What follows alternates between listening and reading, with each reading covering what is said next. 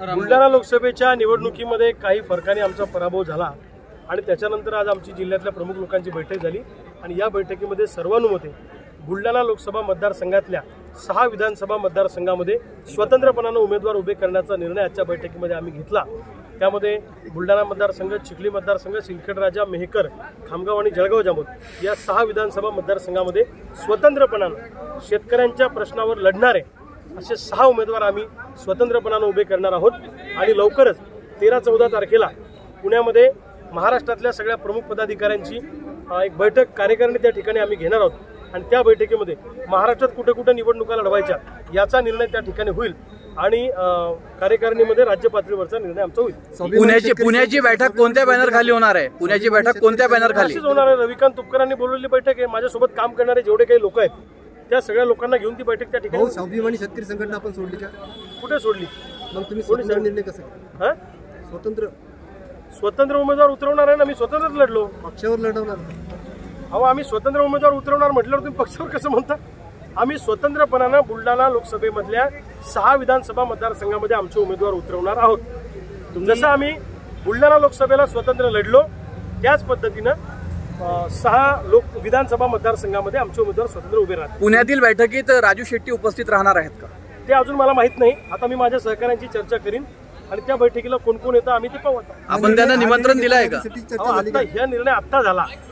पुण्यामध्ये सगळ्या राज्यातल्या प्रमुख लोकांची बैठक घ्यायची आणि त्या ठिकाणी अनेक निर्णय राज्य पातळीवरचे घ्यायचे असा निर्णय या बैठकीत झाला। अजून आम्ही कोणाशी बोललो नाही। शेतीची चर्चा झाली का पुण्यासंदर्भात? नाही। बच्चू कडून ते तिसऱ्या आघाडीत जाणार नाही। आता त्यांनी काल आमची भेट झाली तेव्हा चर्चा सांगितली की असा एक प्रयत्न चालू आहे, असं प्राथमिक चर्चा झाली। तुम्ही हा जो निर्णय घेतलाय हा आगामी विधानसभेमध्ये तिसऱ्या आघाडीचा रणशिंग फुकला आहे का? असं नाही, अजून कुठल्या आघाडीत जायचं का तिसऱ्या आघाडीत जायचं का दुसऱ्या आघाडीत जायचं असं काही निर्णय झालेला नाहीये। स्वतंत्रपणाने आम्ही उद्यापासून तयारीला लागलेलो आहे। तुम्हाला महाविकास आघाडी महायुतीकडून काही बोलवणं आलेले नाही? आम्हाला कुणाकडून अजून काही निमंत्रण नाही। आम्ही स्वतंत्रपणाने या निवडणुकीच्या मैदानात उमेदवार उभे करणार आहोत। आम्हाला शेतकऱ्यांची ताकद या सगळ्या प्रस्तावित पक्षांना दाखवून द्यायची। जर निमंत्रण आलं तर? अजून काहीच निमंत्रणाच्या संदर्भात काहीच विचार केलेला नाही। आम्हाला शेतकऱ्यांना डोळ्यासमोर ठेवून ह्या निवडणुका झाल्या पाहिजे विधानसभेच्या, म्हणून शेतकऱ्यांना हे जे लोक फाट्यावर मारतायत, सोयाबीनला भाव नाही, कापसाला भाव नाही, कर्जमाफीचा निर्णय सरकारने घेतला नाही, शेतीला मजबूत कंपाऊंड नाही, जंगली जनावरांच्या त्रासापासून वाचण्यासाठी शेतकऱ्यांच्या प्रश्नावर विधानसभेच्या निवडणुका केंद्रित झाल्या पाहिजे, याच्यासाठी शेतकऱ्यांना घेऊन आम्ही या निवडणुकांमध्ये उतरणार आहोत। 13 आणि 14 तारखेला जे आपण बैठक बोलवली त्याच्यामध्ये काही वेगळी संघटना किंवा पक्ष करण्याचा मानस आहे का? अजून काही असं ठरवलेलं नाहीये।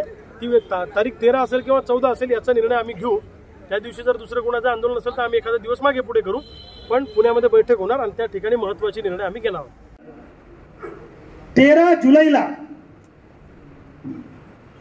पुण्यामध्ये मी महाराष्ट्रातल्या सगळ्या प्रमुख पदाधिकाऱ्यांची, कार्यकर्त्यांची बैठक घेणार आहे जम्बो, आणि त्या बैठकीमध्ये राज्यामध्ये कुठल्या कुठल्या विधानसभा लढायच्या किंवा काय निर्णय घ्यायचा राज्य पातळीवर त्याचा निर्णय 13 जुलैला पुण्यामध्ये बैठक घेऊन आपण करणार आहे।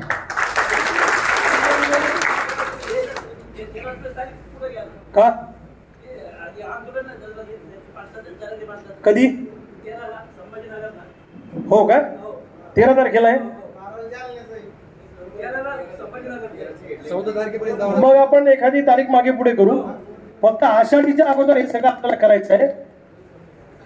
पण ठीक आहे, तारीख मी सगळं विचार करून घेतो।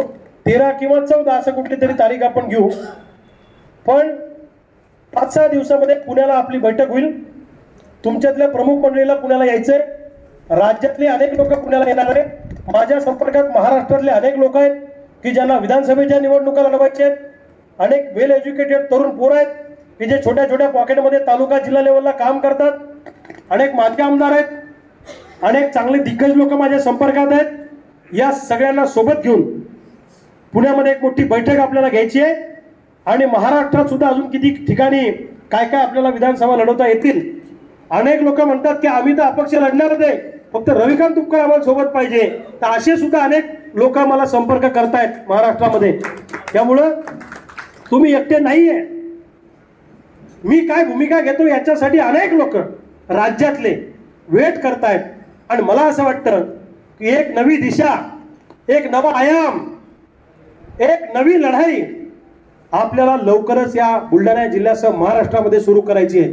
मी दिवस रात्र बुलढाणा जिल्ह्यासह महाराष्ट्रातले जिल्हे पिंजून काढतो. तुम्ही फक्त मला साथ द्या.